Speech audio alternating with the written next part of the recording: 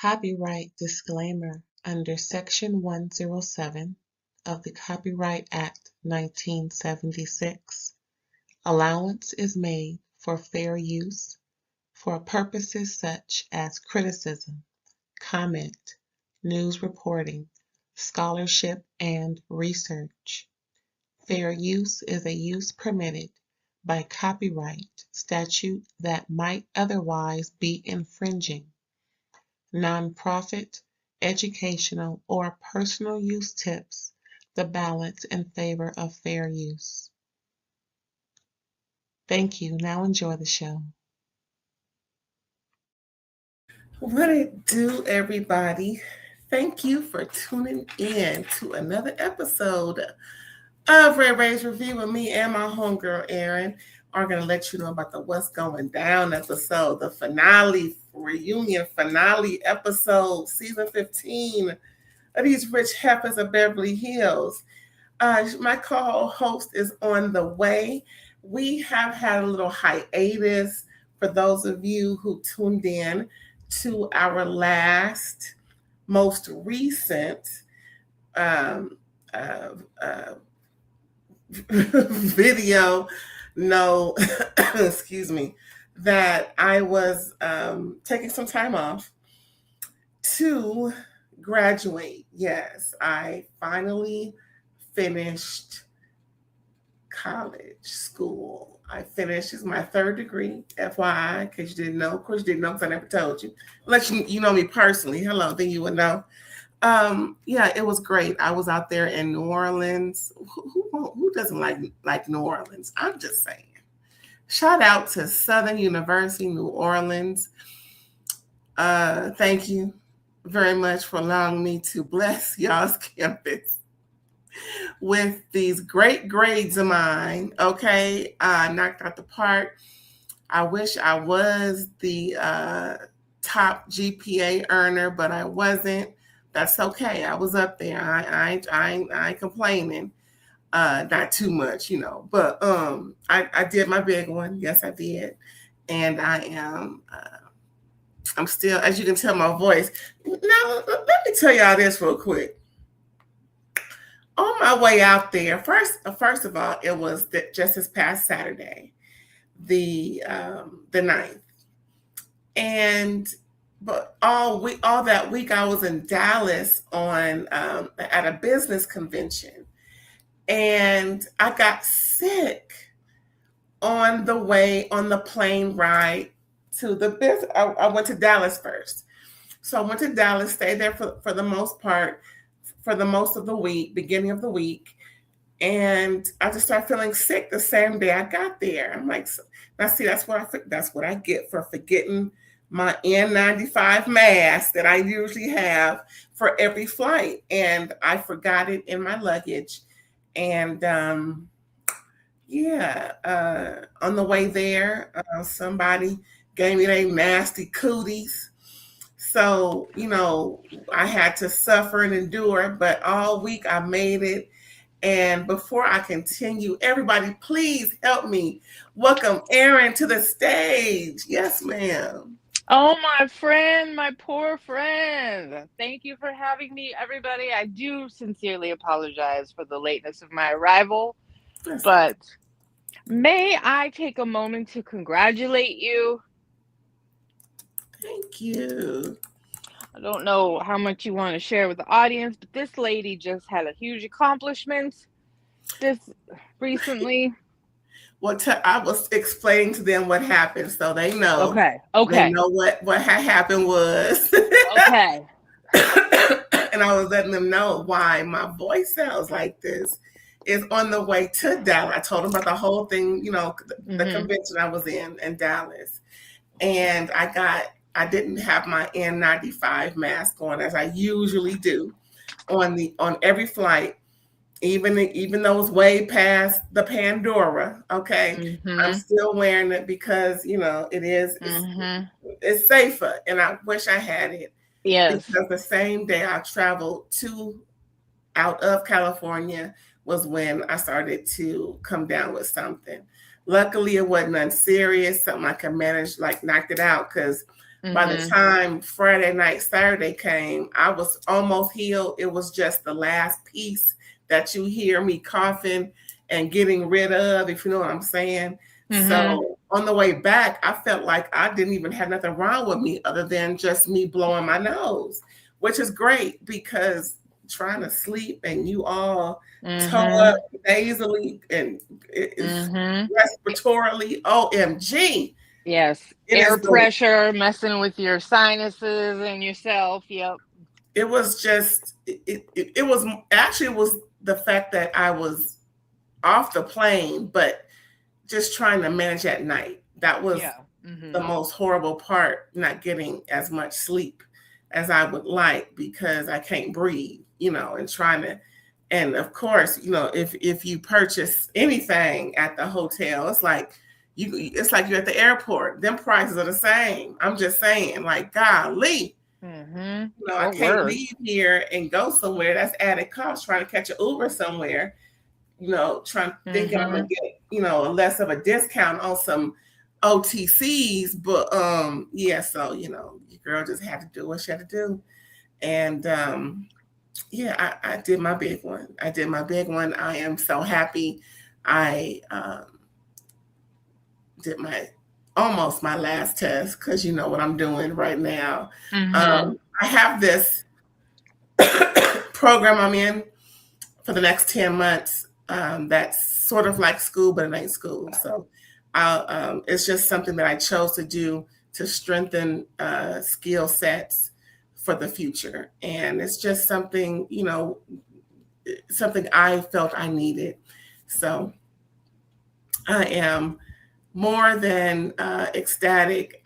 Family came, friends came, and we had a ball going through the streets of New Orleans. That's my, you know, that's my home away from home, what it seemed like. And I decided to make an annual trek to, excuse me, New Orleans, Louisiana. So I'm already trying to see what's going on for May of next year. The weather was great. I have no complaints about anything for the most part. Nothing to write home about other than I had a great old time. And since you are subscribed, and if you haven't, subscribe now because yes, you'll be able to see just how happy we all were, especially me, during the festive time. So yeah. Yes, I got to watch. I got the link. I saw my friend. I was yelling at the screen. They have, yes, it was she looked so nice in her cap and gown. And yes, the judge spoke, Judge Burnett. I don't remember her last name. Oh yeah, she's a powerhouse down there in Louisiana. See, yep. Her daughter's a judge. I can listen, accolades. It was a beautiful little ceremony. It was so anyway. Just want to tell you how proud I am of you, and as your friend, I have borne witness, whatever verb you want to use, to your determination, your lack of sleep, your discipline to keep going. You're an inspiration. Anybody that is contemplating going back to school, she's inspired me to really kind of go hard for that goal as well. So anyway, please put it in the comments. Congratulations. Our friend did a big one. Thank you so much. And Dorit doing her big one too. OMG. Have you heard the news? Have you heard the news? Sure have. Oh, you know I have. Girl, you know I have. You know I've seen the text messages. You know. Girl. And I'm sitting here going, yeah. Girl. This is why I every time I see these heifers having problems, divorce, I'm like, y'all should have came to me. Y'all should have came to me when we had this problem. Girl. Well, you would have told her to not spend over $1 million in a year on luxury items, I'm sure, instead of paying the mortgage. The receipts are receipting. You know, listen, like, that's why Kyle was telling her to stay shut it up.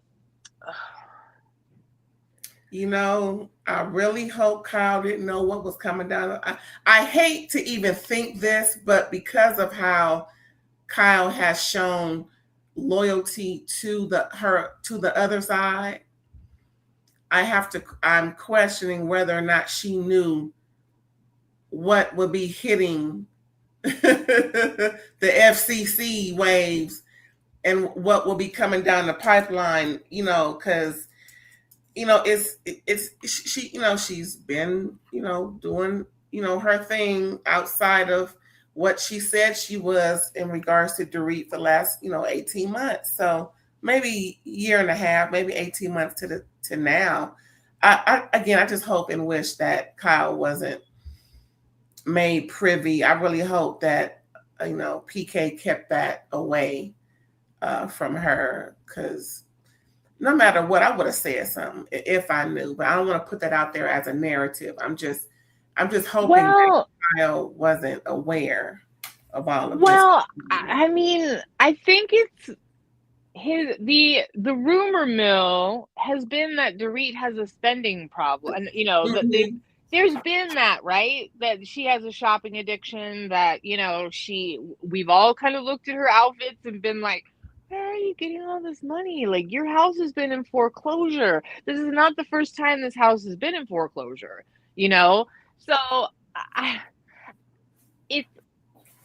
if I was on a cast ensemble and I knew that my friend had a shopping problem, a spending problem, and I had known that over the years, maybe intimately, I mean, it's a weird place to be. I can understand why maybe Kyle was more vocal or focused on Dorit's spending, knowing what she was capable of without knowing maybe the hard numbers from PK. I have a feeling with the way that PK and Mo talk, and with the way that the glums flapped, that PK probably made it very clear to Kyle that she was still continuing, I don't even know. But I don't know if I don't know when these text messages are dated. Do you know what I mean? So I don't know if she was like, I don't think at the time of filming, she was probably aware of like this specific thing. But I think that Kyle has known and not spoken out publicly about the fact that Dorit has a designer clothing problem. Well, considering what each parent has been spending their money on, it's apparent that the kids are with her the bulk of the time. Yeah.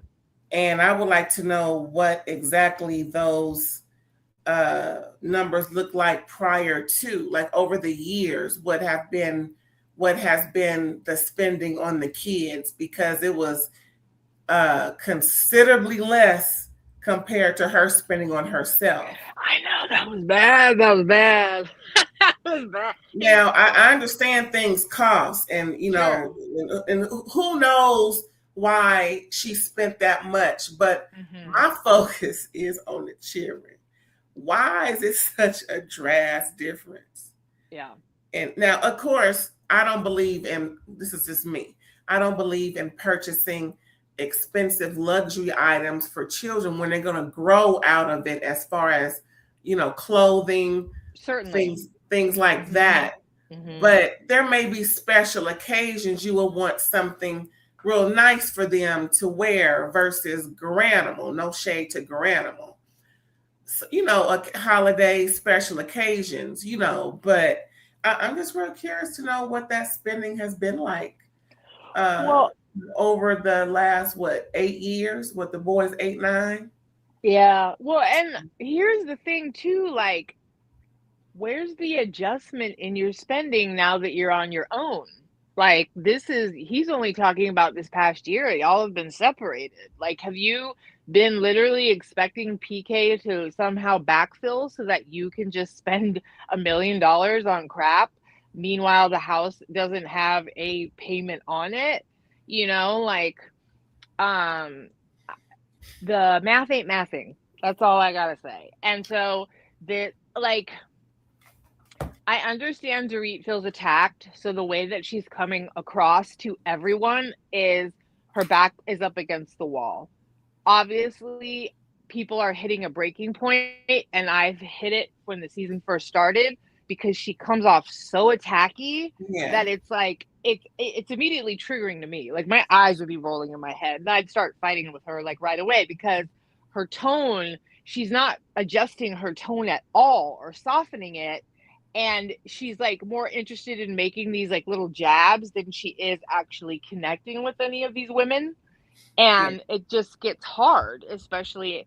But it's like, Dorit, there's some obvious issues here, and like the public has lost, or is going to lose their sympathy for you if you don't start acknowledging or working on where you're lacking, and how, you know, two people have ended a marriage by their behavior. It's not just one, you know. So I don't know, girl. You better get out that house fast, because PK's trying to force the sale, trying to get the judge to force the sale, because otherwise the house goes into foreclosure.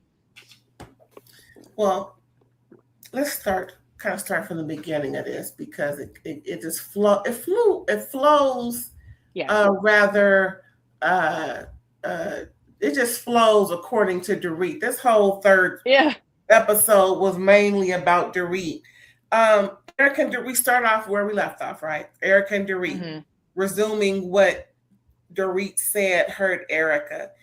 Dorit doesn't understand, even though apologizing for what? Because she already apologized already. Erica was like, what, when? And then she reminded her. And the fact that Erica didn't want to bring that to camera, but, you know, she had to in order to address Dorit. Well, not really. She could have talked with her outside of, but she was too mad and pissed off to do that. So it had to come to camera. Unfortunately, things have to come to camera that they really don't want to come to camera. And then Kyle butts in at the wrong effing, well, we can cuss now because I've been talking, at the wrong fucking time. Again, Kyle, you're trying to go against Dorit when it's not even your fight. You did it with Amanda. You did it with homegirl, the one who she ended up, you know, talking about. It's like, come on now. Okay, you know what? Can you finish this? Not finish, but continue. Someone's at my door. I'll be right back. You like, don't leave me the floor, because I have a different opinion than you. No, you know what? I agree that, Kyle, you know, don't try to help. You don't need to, but like, I'm just so like I was over Dorit at this level of this time, that I just didn't really care. Like, I'm not really interested in giving Dorit too many concessions. Like, this is a reality show. Of course, Erica had to bring it to camera, period. And I needed to see the fight, and I needed to see Erica slap her down, because it was crazy. And I don't need Dorit splitting hairs over singular points, you know? Now, I'm going to be really clear. I'd be a hypocrite if I didn't understand that Dorit sometimes feels like people are ganging up on her, but she always has Bose, who's one of the most powerful players on the board. Like, she has one of the most revered, like, skilled protectors making excuses for her at all times. And so this isn't the same as like everybody hates Craig, you know? Dorit has some people blowing smoke up her tiny little hiney, which is why she just thinks she's as cool as the cigarette that she smoked, you know, or as hot as the cigarette that she smoked in her car. Meanwhile, the house is going into foreclosure. She's spending over $1 million in designer crap, and the kids are hitting PK up for vacation money. So, you know, how much was that advance for unburdened? Because I think you're burdened with a foreclosure, with a mortgage, it's not with a lien. I think you're burdened. I just would have liked her to just straight up apologize to Erica. Like, why can't you? Like, why can't you just say, I'm sorry that I was like too focused on myself. I'm sorry that like our wires got crossed and like I hurt you. Like, shoot. I don't understand. Like, you really think that Erica's like in Kyle's domain so much that she doesn't deserve any kind of like uh benefit of the doubt in your relationship, so it was tough. It was tough. I could see why Erica was like, that's how I felt. That's why I didn't say anything. That's why you suck. So, you know, um, it it just felt like Dorit was not willing to. This one felt like we could resolve it, kind of thing. That's all, and it didn't happen that way. I'm trying to think if Bose was mostly quiet on this one. I feel like she was, as far as like coming to Dorit's rescue. Um, but she'd been doing plenty of that over the season. And like I said, to me, Bose is like one of the most skilled chess players. And I say that with like due respect, because like the way that she's able to come into this cast ensemble, navigate, read people, know when to make certain observations, make concessions, get on her Instagram live, explain herself, tell Andy to come to the front of the classroom. I mean, be beautiful, be dynamic, be incredibly intelligent, all of those things. It's definitely an impressive thing. The one thing that I think stands out the most with me with her is the way that she's friends with Dorit makes me question her common sense. But that's okay. It's all right. We got seasons to go. I think Bose is here to stay for now, so she can figure that one out. I would love to see next season her and Bose having Dorit and Bose having an honest conversation about these leaked texts, though. Bose, I'd like to see you get some accountability from Dorit.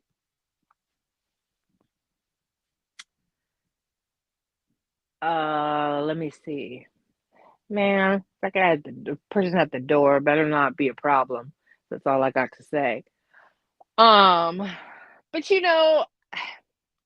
oh, I do have a little piece of information. Justin Sylvester, shout out to him. He has a podcast with his friend Blakesley. I'm so sorry, called Yestergays. I love them both. They're incredible, intelligent. Justin Sylvester has been on E for and does a lot of red carpets. He used to be Kyle's personal assistant, and he is still personal friends with Kyle.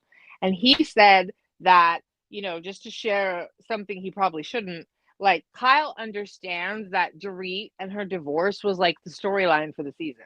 So she understood that Dorit was necessary, that she wasn't trying to get her off the show or do anything like that, that she definitely was aware of what Dorit was bringing to this season and to the cast, but that the way that she was being called like a producer and manipulative and all this kind of stuff was very hurtful, and that he can personally attest to the fact that Kyle doesn't have that level of pull on casting. So take that for what you will, but I love him and I do believe him. Like, I don't know, he's one of my favorites out there in the entertainment world. So go and check out Yestergays if you want to ever hear some of his insights on Housewives.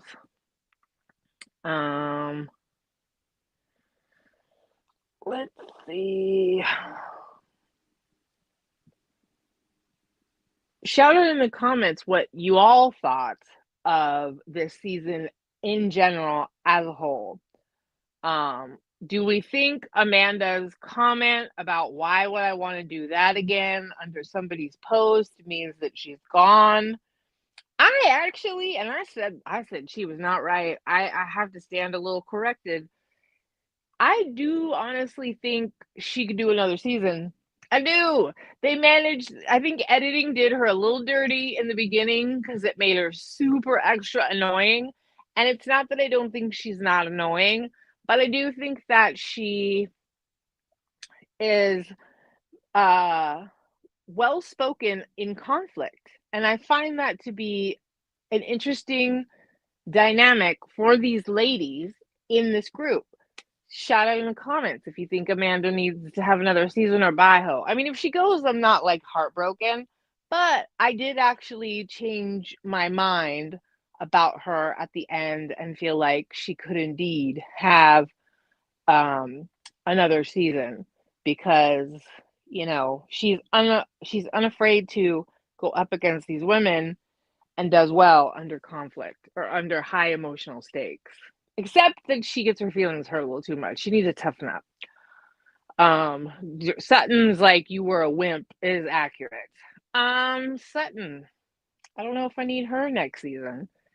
I'm sorry, ma'am. I like to see that you are doing better in your lifestyle and your health, but I don't know if I need you back on my TV. I still want your friend though, Jennifer Tilly. But because she's always fun. But yeah, I don't know. I mean, I kind of feel like what do we have left to do with Sutton, So I don't know. Boy, you guys are all tolerating me trying to do my best Rambolina. This is harder than it looks to just be talking on your own. Let me think, because I don't want to jump forward too far in the package. While we wait Okay, I'm for back. the captain. Thank God. I was running out. I was like, there better not be a crime being committed at the door right now while I'm rambling on the YouTube. Girl. And you're like in a 2020 segment. You know what I mean? Right. Okay, offline conversation. Okay, anyway. So last thing I heard you say was you will have a difference of opinion from me, what I just said. So can you let me know where I need to come in? No, I mean, okay, so oh Lord. I want you to keep repeating, but yeah. I mean, let me do. I'm gonna summate. I know I can talk a lot, but let me just summarize. I thought that the problem between Erica and Dorit was resolvable and should have happened at the reunion. I would have liked to see that. But I think Dorit saying Andy apologized for what is crazy. I think that Dorit really had a hard time even conceding anything or taking a knee. And to me, I'm already so far down with finding her annoying. I don't even really care that Kyle jumped in. Now, I agree that Kyle probably should have just shut it up a little bit because it would have been easier. But it's almost like it's like a moot point for me because that's how irritating I find Dorit by this point. So I really would have liked to have seen her and Erica bury the hatchet. I think if she had been genuinely sorry without having to concede anything other than like, I'm sorry that we fought and that I was like, self-absorbed or that I wasn't very considerate of what you're going through. I'm sorry that I came off like an a-hole. It could have been buried, but it wasn't. And that's just indicative of like the headspace that Dorit is in that gets on my damn nerves. Okay, so the way I understood it was when Dorit asked to apologize for what was in response to what more do I have to apologize for, because she did apologize for that comment about Erica doing this to save her job. I mean, what did she do it off camera or something? Like, and I don't even like it honestly. She told Erica that at the reunion. Yeah, she said to Andy, apologize for what? And then he said, because of how she said, because of what you said about her trying to keep her job coming at you, She said, Dorit said she already apologized for that. Oh, well, I don't know. It's not enough for me. You could I easily see. just say you're sorry. You could do it again on camera at the reunion. Yeah, like honestly. Yeah, I'm not willing to uh Okay. pluck pea hairs, as the drag queens would say. You know what I mean? Like, yeah, no, I mean, Okay. honestly, I just feel like Dorit did not concede really throughout all three parts. And it was just, yeah, no, yeah. Okay, so next we got Dorit saying Sutton is a social climber, which I believe, and favors Kyle, which I believe. And the whole thing about going after Dorit with Amanda and then Kyle and then herself trying it and failed. It was obvious that Sutton wanted something as minute and as minuscule as it have seemed, honestly. And I do understand how people's feelings about what they're going through is what they are to them, and that's fine. But how Sutton was going at Dorit, it just seemed real, you know, real, I'm going to get you one way or the other.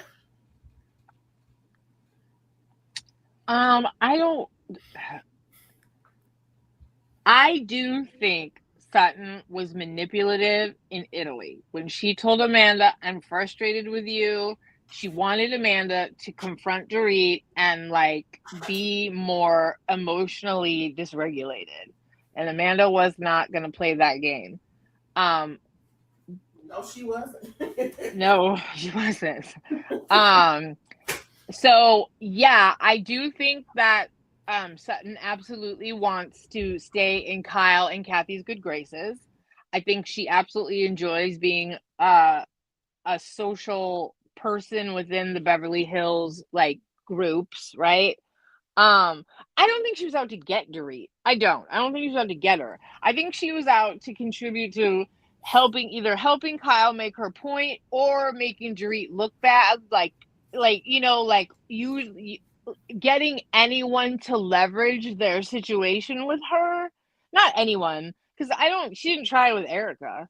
I just think that yes, I do think Sutton was somewhat manipulative with the way that she operated, but I don't think it was necessarily diabolical. What I just thought was ridiculous is like, I didn't buy that it was a genuine attempt at friendship from either one of them. So, because Dorit was really nasty to her too. You're weird.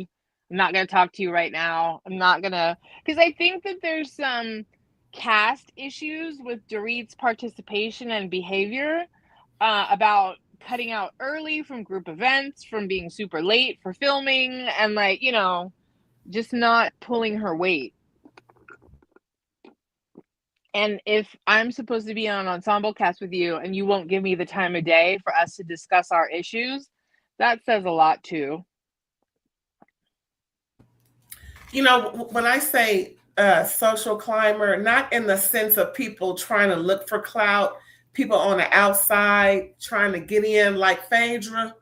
Oh, she's not that type of social climber, but she likes to be, as Dorit said, in the spaces and places with certain types of people. Yes, I do agree with that. Circles. And that means not going against Kyle anymore, not doing anything excuse me, that will put her on the Rothschilds' radar.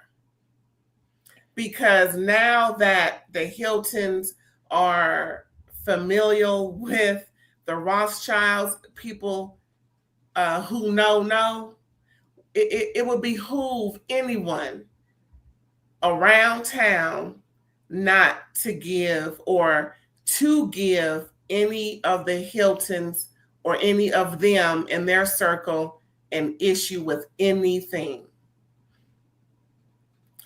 It's who you know. It's and rubbing shoulders is the least, is minuscule into how they're typically, in line to do whatever, however, whenever, whoever.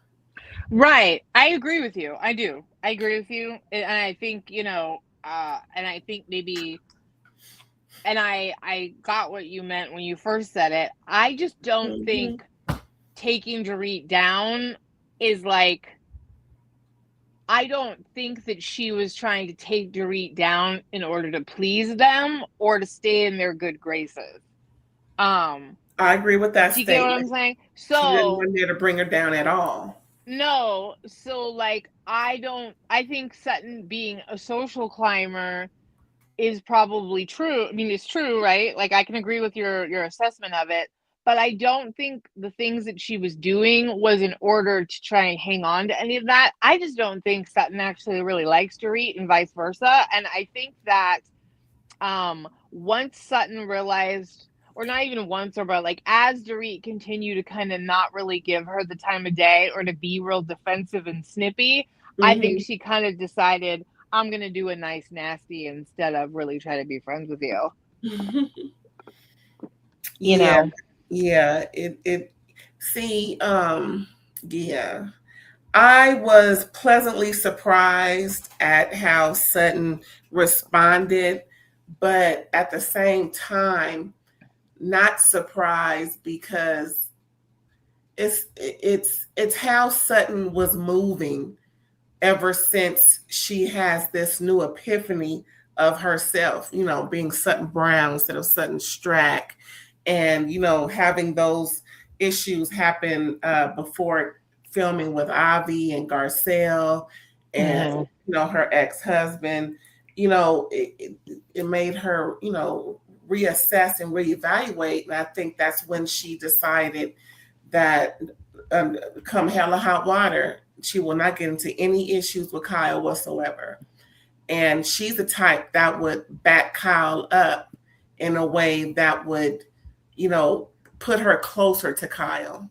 And that's pretty much how I see Sutton as a person.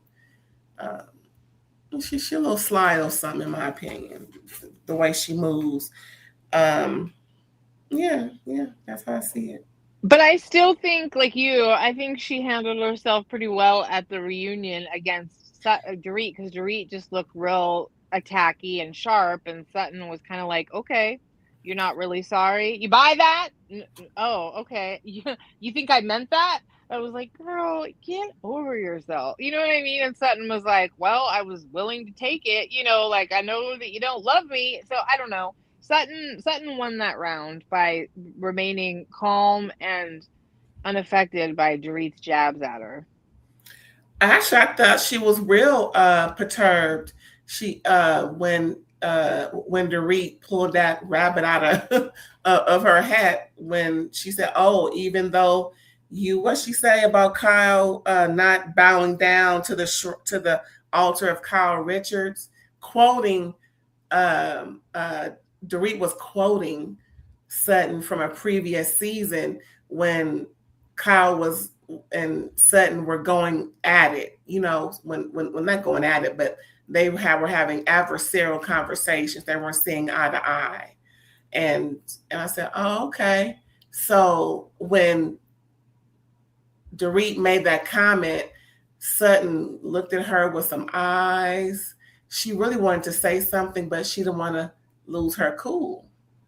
But I believe she got under her skin with that one because she pulled a Sutton on Sutton.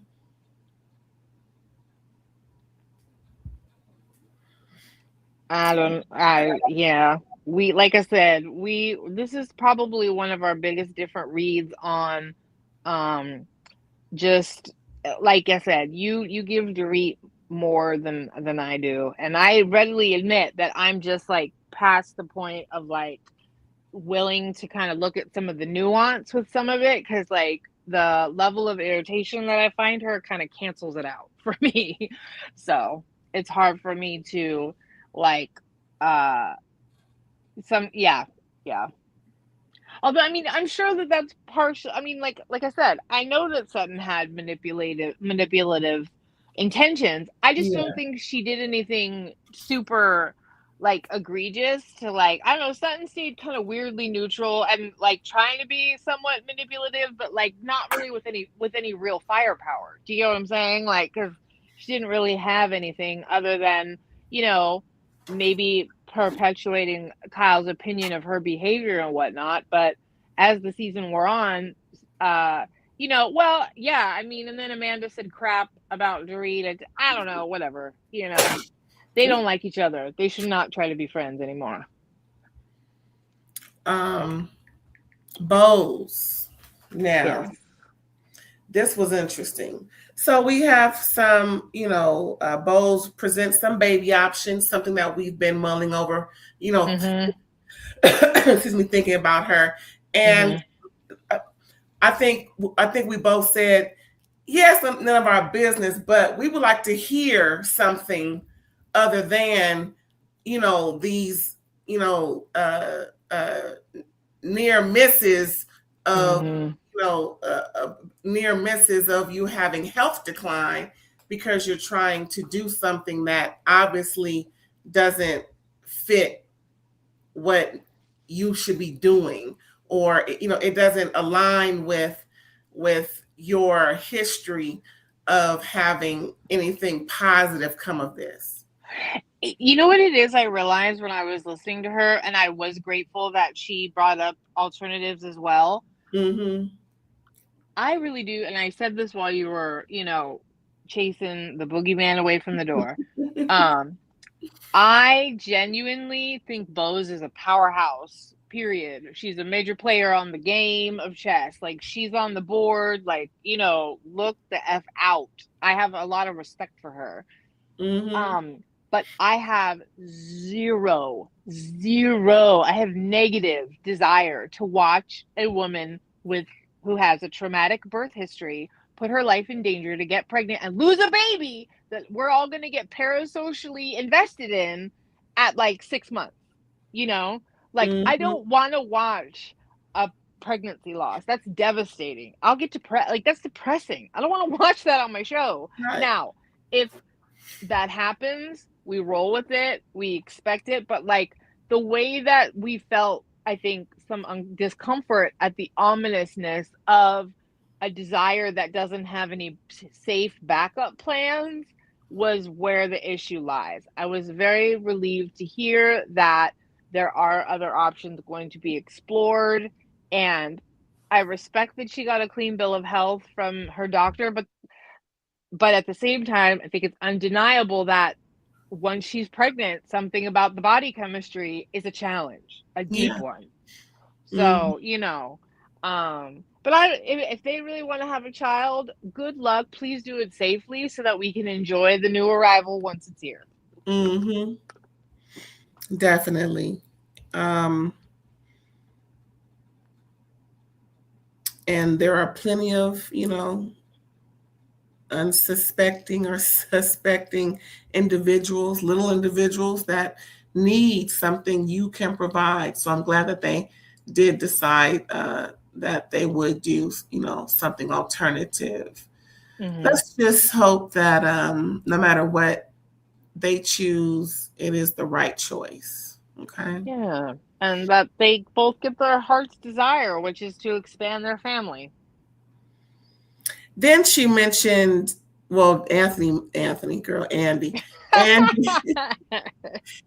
mentioned the comment about Keely opening up about what if he were to lose everything or become unemployed, somewhat broke, what would Bose do? Because it was a conversation they were having, and we knew all this in front of their daughter. Oh my gosh, it was just too much. But you know, she was happy that he was, you know, able to express himself freely with all the cameras and all the scrutiny that would probably come his way.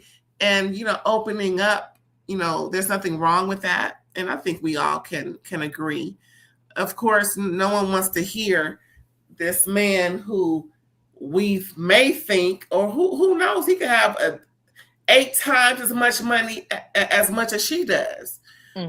But we do know that she wouldn't be with a man who couldn't keep up. I doubt that highly. Well, ask any of the women if they would take for richer or poorer. Like, I mean, I know that Sutton and Kyle help their husbands earn their worth. They're not, like, so I don't know. I'm just gonna go out on a limb. I don't get real nefarious vibes from Keeley. I don't. Me Like, either. I don't, right? Like, I don't get nefarious vibes. So I don't think he's trying to do anything wild. um, I just wish they hadn't had that conversation in front of Leo, like, because Right. it's kind of like, leave her out of it. She's being very gracious about having a new stepdad on TV. Give her a break. Um, but it's also I guess maybe a somewhat honest conversation about blending a family and trying to do these things and whatever. But I hope that they work out and they go the distance, because I don't get nefarious vibes from him. I always look at a guy that comes on the scene and has to deal with a reality show and all of this, like, a little kind of like side eye, because it's a lot. But I don't know. We'll see how they do. So then Andy referenced a comment Kyle made on the after show, talking about Keely's comment about what if I was to be broke or not be employed, and would you still, Mhm. 50 questions, okay, like 50 Cent said. But it was just the way Kyle excuse me, said, hell, what if your penis falls off? That doesn't really mean Oh, yeah. anything. And then Bose correlated to men thinking with their dick size, in comparing to their wallet size, like, their dick and their wallet got to be all, big Mhm. D energy, big wallet, all this. But I didn't see it that way. I just saw it as Kyle just making a dumbass comment, not really understanding.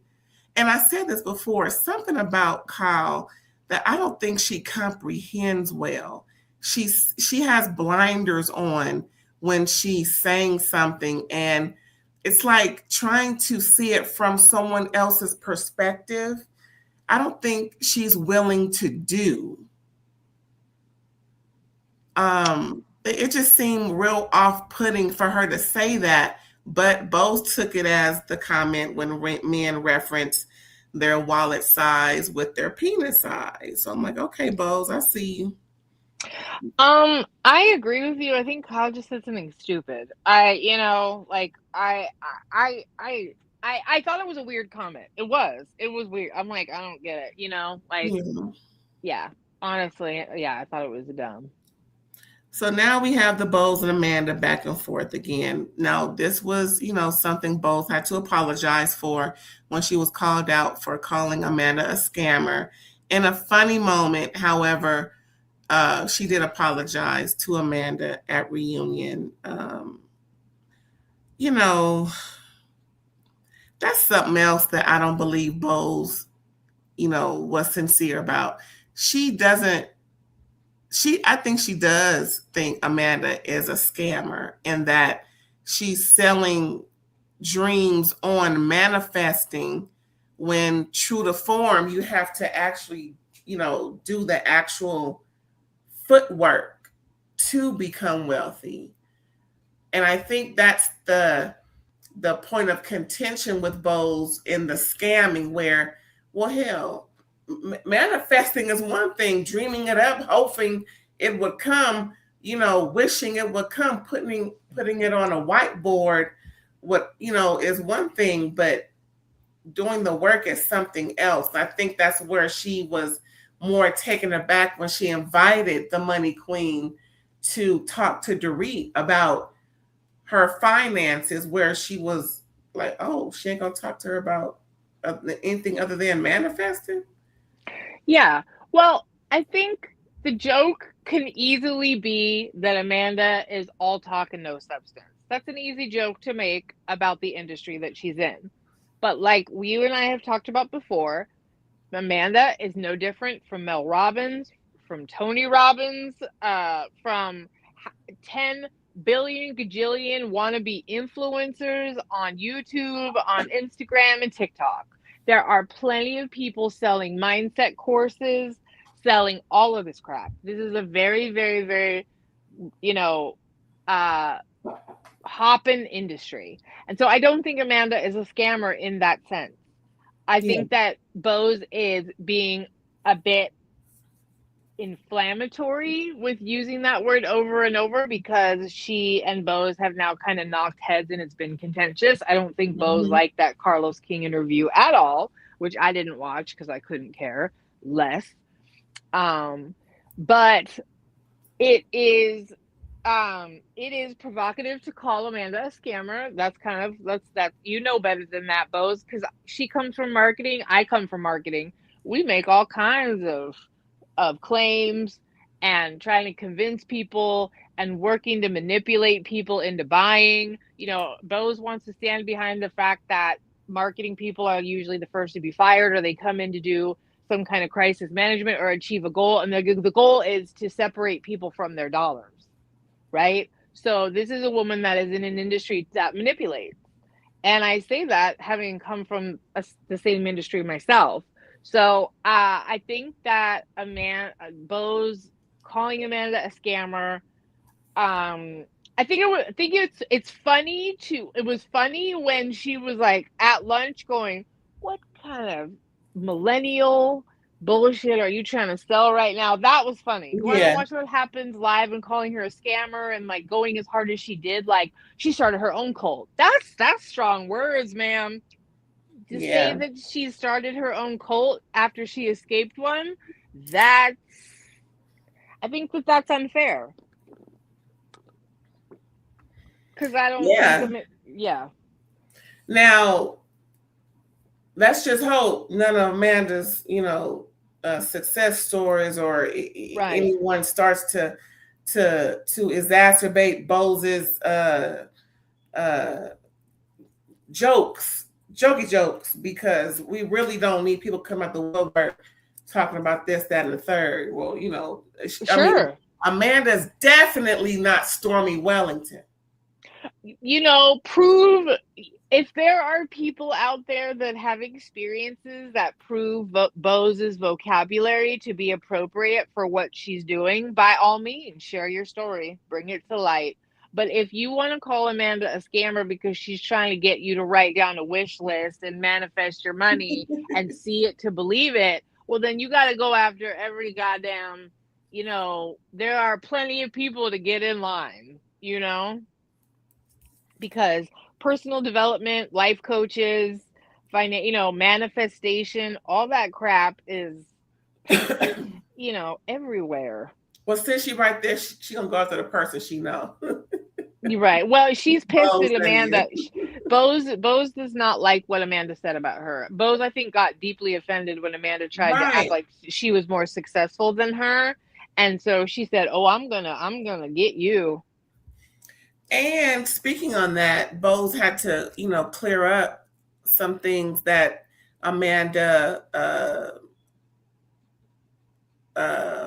believes Bose said in regards to how her stepchildren shouldn't have two mothers or can't have two mothers.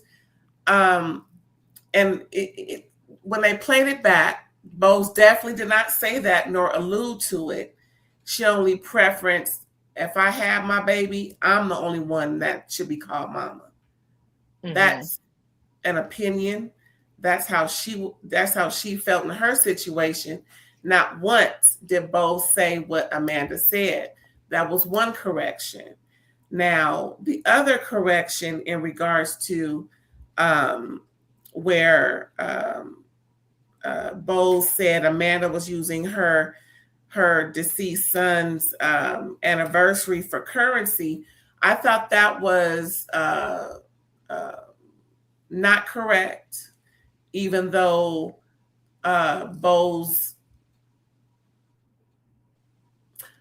I just don't think Bose is correct in her thought process and how Amanda mentioned that it wasn't to get out of something. Well, it was to get out of something, but not in the same way that Bose is trying to say Amanda's using it for currency. Amanda wanted Dorit to stop with the Inquisition because she wasn't in that right headspace due to her son's anniversary death. You know what Amanda tried to do? Exactly what Dorit tried to do with Sutton. Remember when she said, my daughter's having a really hard time at school, adjusting, going back to school, and I'm not in the right headspace to have this conversation with you. I'd like to have it at another time. Right? That's exactly what Amanda tried to do to Dorit. I am having a horrible day today, and I don't have it in me to have this discussion with you. And so I think that the mincing of words between Bose and Amanda, we got lost in the mincing of words. Bose did Bose threw, I feel like it was light shade, but at the same, I same way as Bose. My daughter's mother either. I'm the only mom, right? But Amanda is raising those kids, and Amanda's just referring to Amanda's claim was pretty innocent, I believe, and in the spirit of loving them. And so I feel like for Bose to even say how she would feel as if Amanda doesn't have the right to claim these kids, especially if you're raising them all the time, like, don't feel like you even needed to make a correction or a comment. Like, that's a personal issue to talk about. So they probably asked her to speak on it, and that's what she said. That one was kind of minor. I don't think it was as egregious as Amanda insinuated, but I do think there was a little bit of judgment in there. I think that the one where she said that she didn't say Amanda was trying to cop out, I think that one was, she was using, again, her own experience, saying, like, using her own experience with her daughter as kind of a shield for criticizing Amanda about hers. And I didn't like that one. I thought that was gross. You shouldn't compare and contrast how you feel about these events just because you share a tragic event in common. Now, is Amanda's stepkid's mom, is she alive? She's alive and she is around. She has commented publicly that she and Amanda have a great relationship and that she is happy with the situation that they have, and she has no problem with Amanda claiming the kids as part of her, like, she wasn't affronted by the comment. So I think it's the fact that Amanda is so much wealthier and can provide such a better quality of life. I think the kids are with them. So the kids so the father is the custodial parent? I don't know too much about, but I know that Amanda, for whatever reason, Amanda and her husband, I do think have them they're the primary physical caregivers. I don't know about what the visitation, no one has ever talked about what their actual visitation setup is like.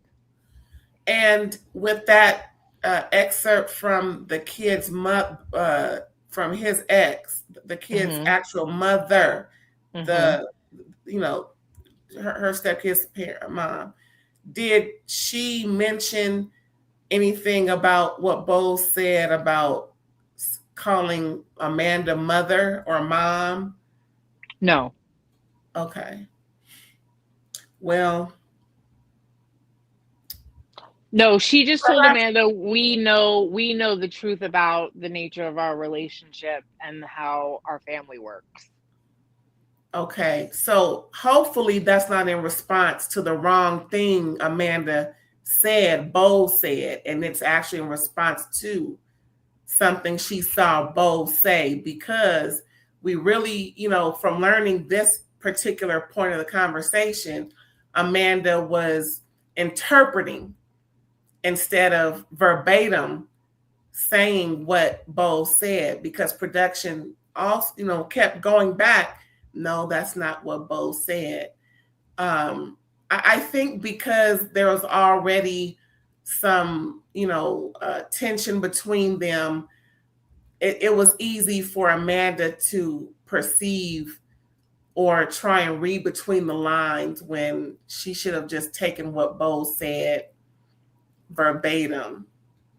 I read a little between the lines with some of it too, though. I do think Bose judged the hell out of Amanda. I don't think I think Bose was not impressed with Amanda from the jump, and as soon as her and Dorit stopped getting along, we know whose side Bose was on. So I do think there was some subtle stuff thrown there. I do.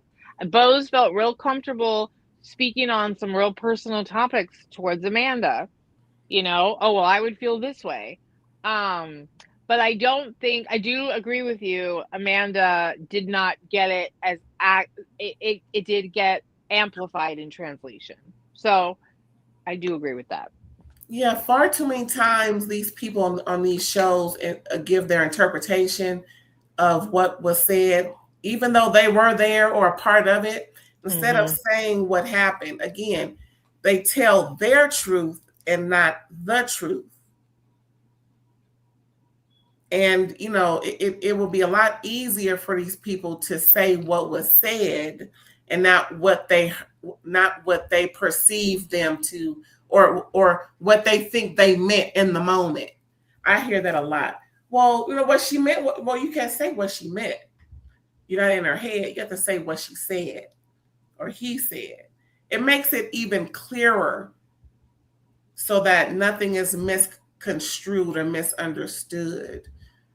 And then sometimes some people may not hear everything. They hear what they want to hear. They're a little tone deaf to certain things. But both of them needs to stop throwing digs at each other. Yeah, that's what I agree with too. Because they both were doing it. They both denied it. They both tried to slime around it, and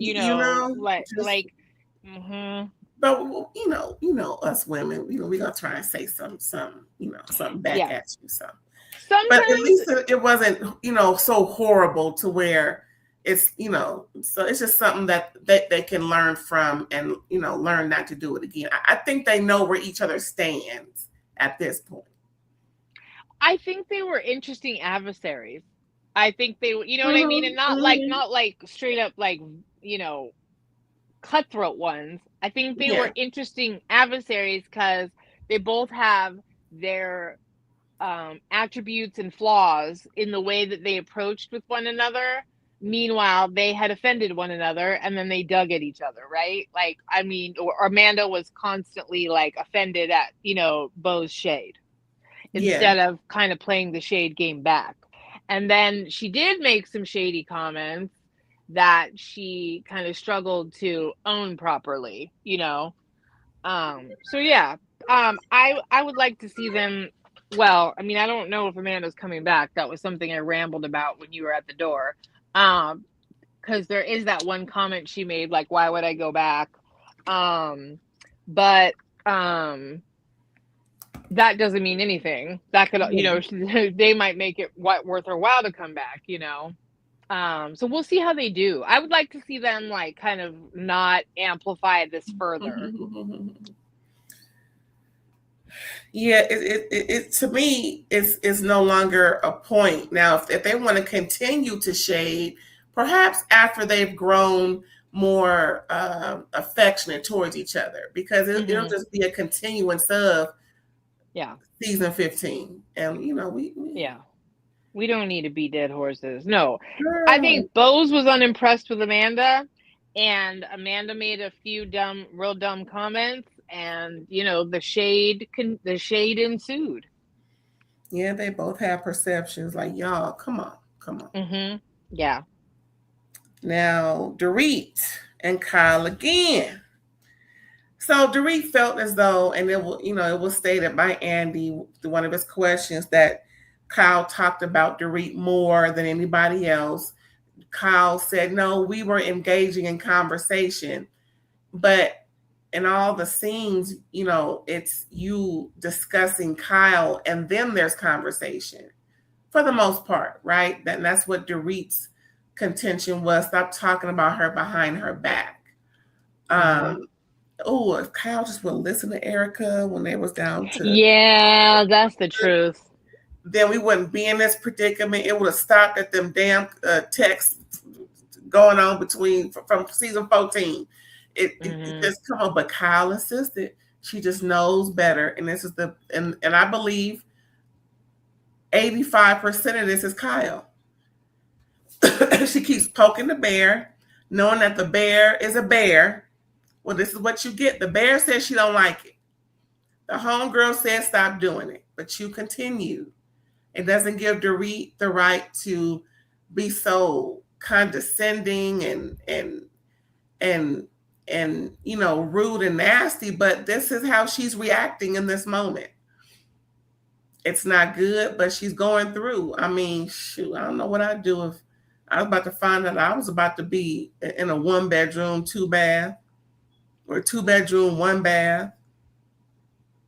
She's getting knocked down, and in the process, it's embarrassing. Number one, it is embarrassing. I don't care what nobody's saying. Having this happen in front of the World Wide Web, television, internet, earth is embarrassing. All of it.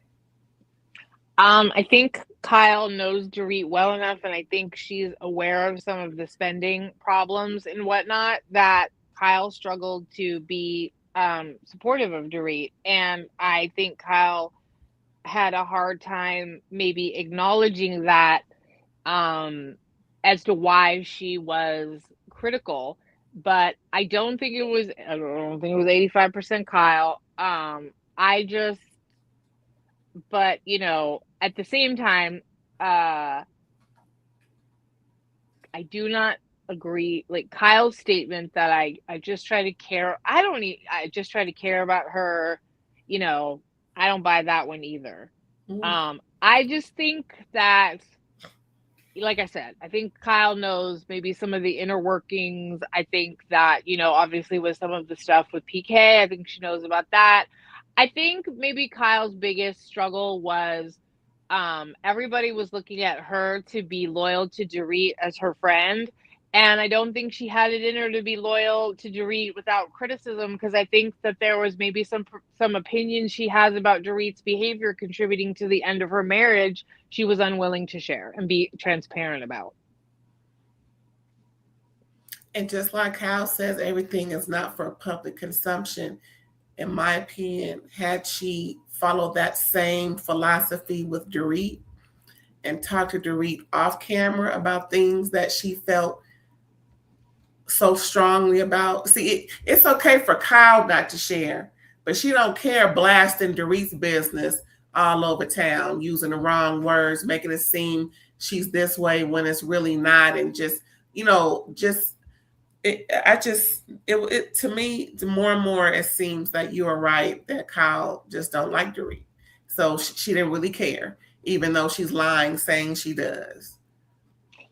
I think my read on it is more that Kyle is disapproving of Dorit really enjoying this rah, the whole, the fandom has gassed Dorit up to think that her standing up for her take no shit kind of attitude is like really working.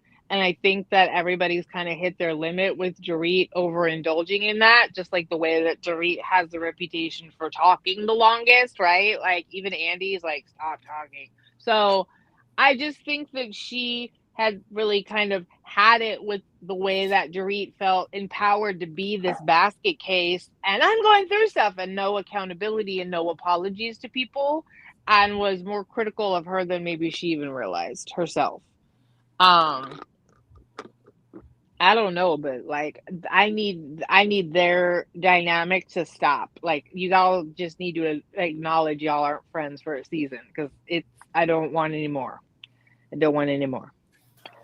And another opinion of mine, I think Kyle is a little bit envious of Dorit, and that Dorit actually filed. Dorit actually, did the things that Kyle is too cowardly to do. I don't have that read on it. So yeah. What else? And so again, Kyle, this hopefully this last thing about Kyle. Kyle was really looking at Bowles, trying to get Bowles and anybody, but mainly Bowles, to say, yes, I was saying things too. But Bowles made it clear that once she did say that one time, she immediately went to Dorit. Said, girl, listen, whoop de whoop, bam de bam. And yes, Bowles did say that Kyle has good intentions. For some reason, Kyle didn't see that it was air, but it was. Everyone's like, yeah, we saw it. Yeah, she did. Yeah, more than once. Yeah, whoop de whoop. But again, Kyle, it's one thing, that you all may share the same opinion, but it's obvious. To me, it's so obvious that Dorit held Kyle to a different standard because of the nature of their friendship versus everybody else on this cast. And I think she said she's the most hurt by Kyle, and that Kyle couldn't be more of what she needed as in a friend. I can see that it's more than just her going through what she's going through with PK, that relationship ending, this relationship ending. She sees it, and it's kind of synonymous with how people break up. There's a lot of back and forth, it's a lot of, blaming and maybe not seeing their perspective in this, and being a little selfish on their stance because they felt betrayed. So, meaning Dorit. Mm-hmm. So she feels like, in my opinion, I could be wrong. Hell, I ain't got no license at all. Not that type of license. But I can see Dorit is grieving the loss of this friendship, really fighting for it and pleading for it in a way that is being misunderstood by Kyle. Can I just be honest? I'm so sick of talking about this. I'm so sick of talking about this is not even just because you and I are reviewing it. The way that this dominated the season. Two seasons, girl. 2 seasons. Yeah, no, it's too much. I'm so done. Dorit's being an asshole right now, and Kyle talked a lot about her. Boom.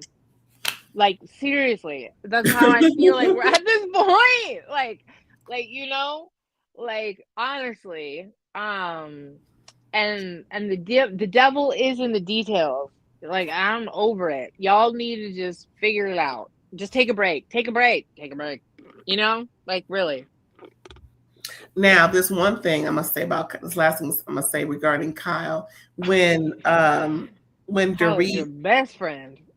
When Dorit outed Erica by saying that she feared Kyle, and because Kyle, most likely had some, something to do with casting, and Erica was like, "Who told you that?" You did. I believe Erica did say that, in confidence, but I don't think it was right for Dorit to say, just like she tried to say, well, who sings someone secretively? Who? Say their names. It's not about outing people, Dorit. It's just not. It's not cool to, out your friends who told you things in private, thinking that it's not going to be shared. That's something that I would look twice at her about. But Erica is already taking a break. That right there was some cold shit, in my opinion. Yeah. I mean, I feel like, like I said, Dorit is fighting like her back is up against the wall. What else I have on my notes? Now, Kathy asked, why isn't Dorit trying to mend or go through it with Kyle? Why is she just pinpointing Erica? But I think Kathy may have missed it so Dorit just kindly re-explained. I did. I explained to her, talking behind my back and not coming to me and saying this, that, and the third is, hurting, most likely hurting my chances, with this being aired and, making it seem like I'm something that I'm not for the most part. That's my, my interpretation for her talking to Kathy. I was a little shocked, but I understand why Kathy, wanted Dorit to, I guess, mend with Kyle, or just again, maybe Kathy missed it. But I can see why, while the yelling and screaming that Dorit was doing, she probably just kind of. I could see Kathy tuning. Yeah, I could. I mean, Kathy answers her phone during the reunion while people are talking, including her own sister. So I can see Kathy totally tuning out. Well, at the end, it was a big, excuse me, a big agreement that all three of them, meaning Dorit, Kyle, and Erica, will be taking a break, meaning they, Erica, and Kyle will be taking a break from Dorit. Dorit will be taking a break from both of them for the meantime. And let's see what happens. Yeah. Because Dorit, again, quoted Erica about needing friends, when it's time to need friends, and made Erica think about, or quoted Erica when Erica said the same thing when she was going through her darkest and toughest days. I just don't, it's something that they're not sharing, because I can't see why taking a break from each other regarding Erica and Dorit is so important. I just, again, just from what was aired, I just don't see it, but I understand it. Y'all take y'all break, please. Don't say nothing about anybody except for to your therapist, because it's gonna get told. Yeah. Yeah, I mean, yeah, just take a break, everybody. Take a break.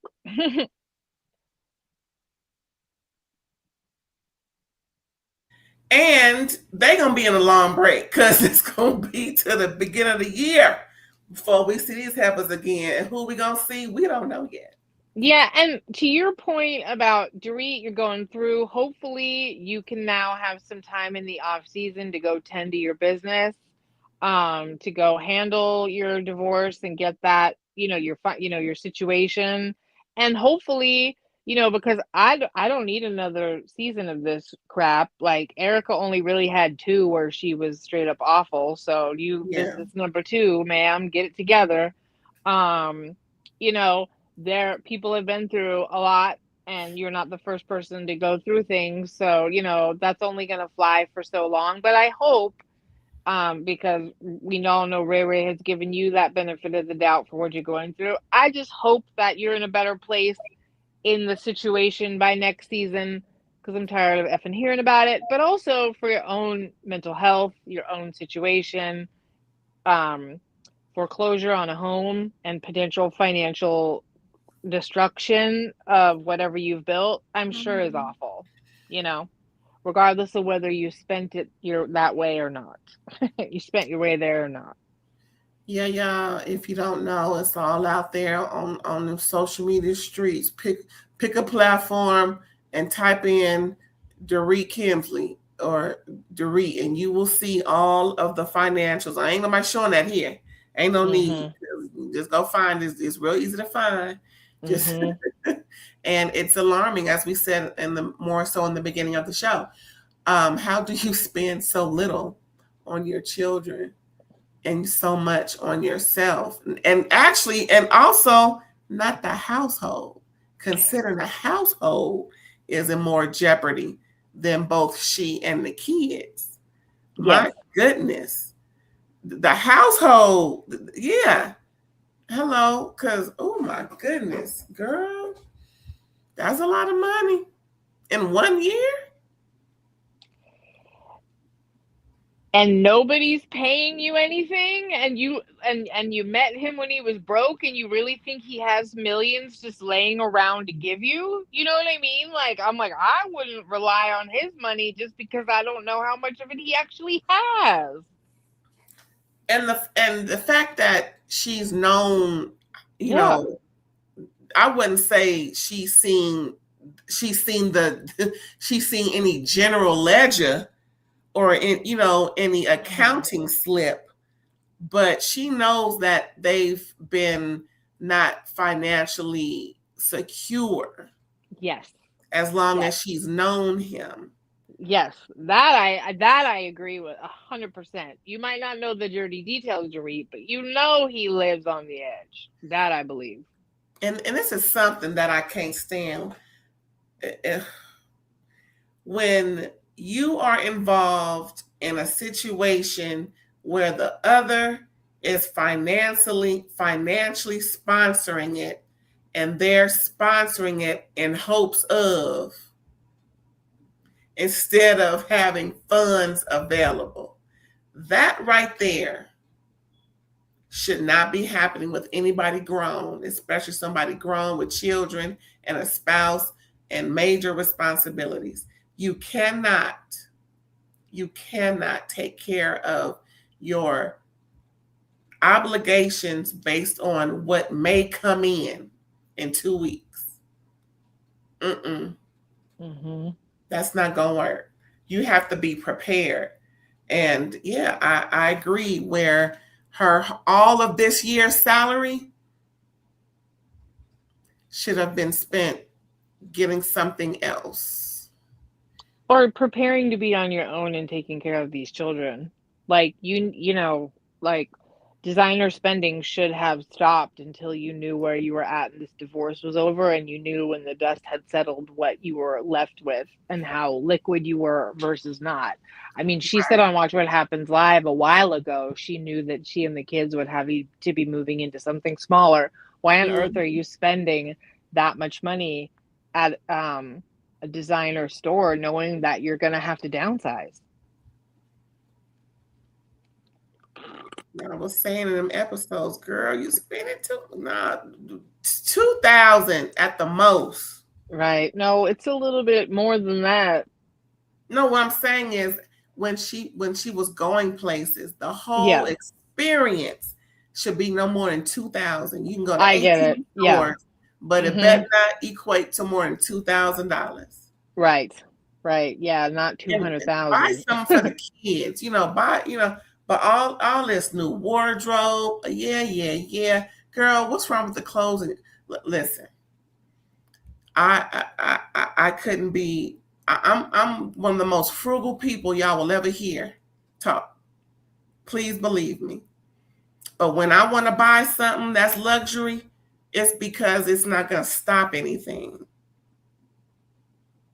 And definitely knowing that things I may not have certain shelter, my house, and all these things going on. Excuse me. Ain't no way. Yeah. I'm shocked.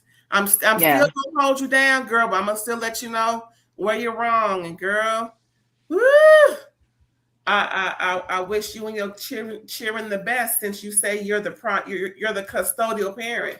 You better act like it. You better act like it more so than not. Start trying to keep up with everybody else. You and Drew. Ooh. Yeah. You know what's going on over there in Atlanta. We all know. Don't, girl. We do. Girl. Now you already proven that you make more than him. Girl. Girl. Ain't no way. Ain't no way. Now, I don't know if she's trying to solidify her seat for next season, but girl, I hope you Ooh. are back for season 16, Sweet 16. Lord, ain't that nice? Well, I don't know what she spent the money on because her wardrobe has never impressed me. Ooh, Maybe that was free. you know, the money must have been spent on other things. Well, I'll say this last thing about her spending. I hope what she spent it on has a high price value as to where she can resell it.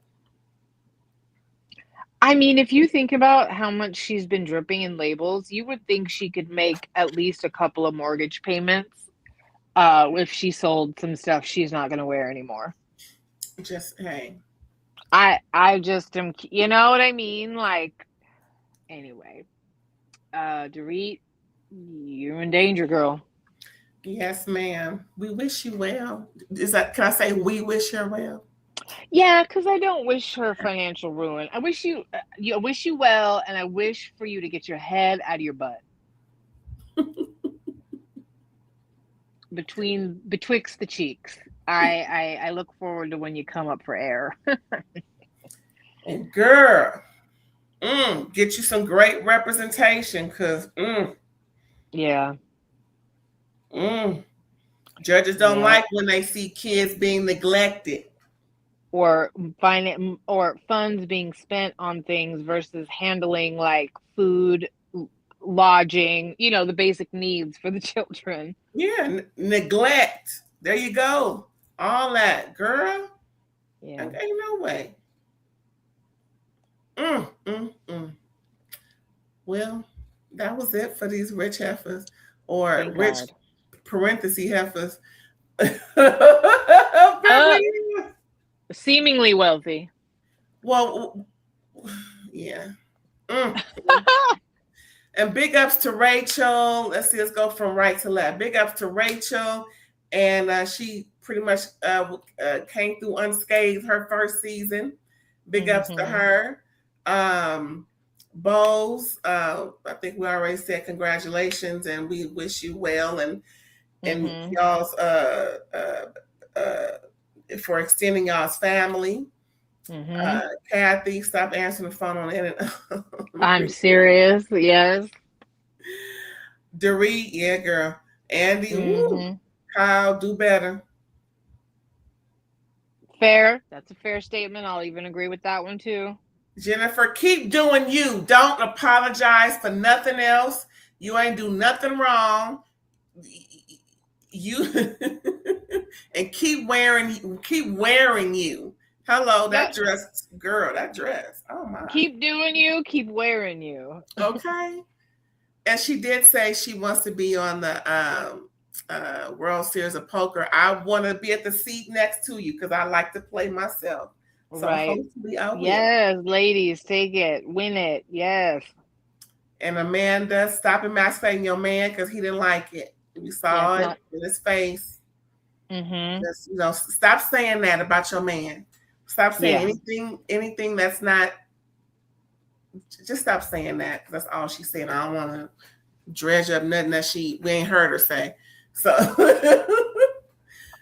Erica, I didn't like that lace. Don't wear lace no more. Other than that, we wish you well as well, girl. You see that stuff on her? Oh my God. Yeah, I mean, she's going into the thick of it herself. So I hope that you continue to have a loving relationship because Lord knows your life is hard otherwise. Yes, I like GI, whatever his name is. Yeah. John. John. And you were very entertaining the way you chewed to read out. I liked it. Yeah, she was the voice of reason, She was. For the most part, Kyle should have listened to her and stayed the F out of their marriage. Like you said, that was a very helpful piece of advice. And last but not least, Sutton, yes. do better. And I'm proud and happy that you've changed your alcohol consumption because it shows. You look greater. Yeah, find something new instead of like recycling clothes. Not saying that's not a good cause, but like that was boring. And say hi to your mama. All right, Right. well, that was it, y'all. We hope you enjoyed this commentary, grown woman conversation. I'm serious. I love it. I love it. You know what else I love? These drag race heifers. RuPaul's Yes. Drag Race All Stars season 11. If you have been living under a rock, I hope you've been watching because we're going to give y'all a 1, 2, 3 episode review this Saturday at 3 p.m. Saturday, May 16th, y'all, 3 o'clock. As I explained, why we've been away for so long. We want to just make sure we're not falling so far behind. We're going to combine the whole first bracket into one. But it's all good because by the end of this bracket, we will have some good news. Yes. There's some things going on. But one thing I will say, that damn Akira is going to be highly upset because that damn Don is a force. I'm glad Don stepped up her drag because before it was not as it just wasn't as polished, and I see it. I see it. Mm-hmm. She's grown up, and I'm good. I'm glad for her. Yeah, I mean that's the whole point of All Stars, right? You better have some growth to show. Mm-hmm. Yeah, because that's part of you show the polish. Yeah, I'm happy for Don. I think season 15 is when I first started getting into it. So yeah, I'm happy for her. Mm-hmm. So yeah, y'all don't forget to come back on Saturday, 3 o'clock. We're gonna give y'all the first bracket. We already did the intro looks. Go back and watch that. And we're just gonna dive right in and give you all of the vainglorious commentary that only we know how to. Any final thoughts on these rich heifers? If you can see me, if I had like an action, it would be me kicking this season out the door. Bye, I'm done. I'm happy to see it go. Well, before we go, let's find out where you are when you ain't talking ish with me. When I'm not complaining. You can catch me on Facebook, Psychic Aaron Boyd, or on Instagram and Threads, Psychic_ELB. Hit me up in the DMs if you'd like to get a psychic reading. Otherwise, just friend me on social media. And yes, y'all, we're going to end this tonight. Thanks again for tuning in. See y'all Saturday. Bye.